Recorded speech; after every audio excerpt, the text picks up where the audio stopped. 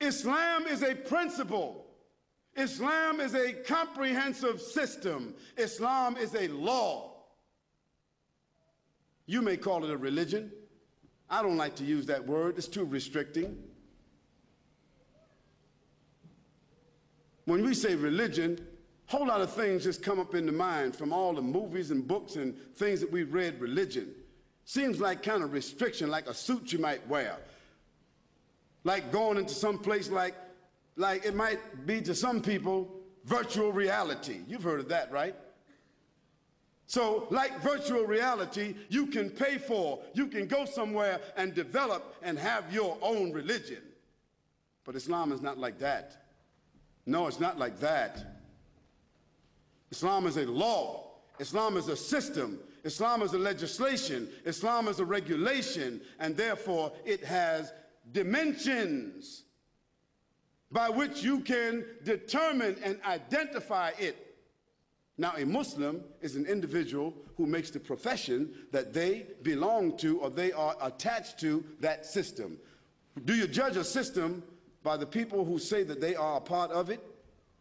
No, you don't. And that's why they have what they call disclosures. So that if somebody works for my company and they do something wrong, my company will not be liable. Is that correct? Because I've already made a disclosure that this person does not necessarily represent our company in policy or so forth and so on. I've made a disclosure of that. Well, God has also made a disclosure that the human beings themselves, God is not indicted, and God is not imperfect, and God does not die, and God does not have the limitations, and God doesn't make mistakes, and God is not immoral, and God is not prejudiced. But some Muslims are. So we don't judge or indict a system of life by the people who claim to be that. We would not indict Jesus Christ by what Jim Jones did some years ago. We would not indict Jesus Christ by what Jeffrey Dahmer did.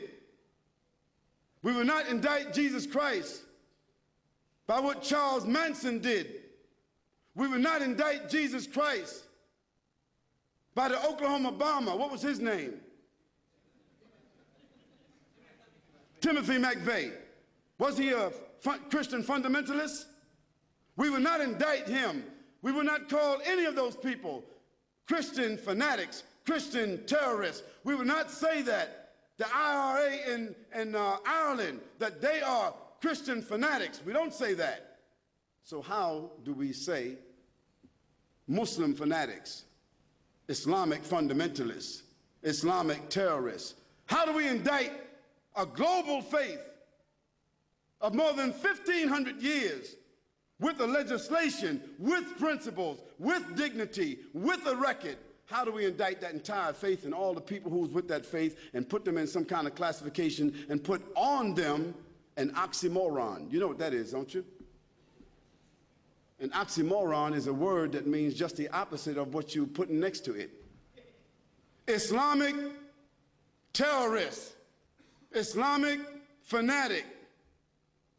Those are oxymorons. A person cannot be Islamic by definition if they are fanatic. They cannot be. Because Islam is a system of peace, a system of submission and surrender to God, a system of dignity.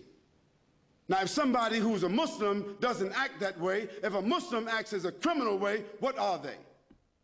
They're a Muslim criminal, is that correct? If a Christian doesn't act the way Jesus Christ spoke, how he lived and his message, if a Christian commits a crime, what are they? A Christian criminal. A Jewish person commits a crime, what are they? A Jewish criminal. A Buddhist, a Hindu, or anyone else that commits a crime, they are what? Criminals. But you don't indict the faith because of the criminal, do you? If that were the case, America, Great Britain, France, Germany, all the so-called advanced nations, they got more criminals wearing suits than all the criminals that are in jail. They would all be criminal governments.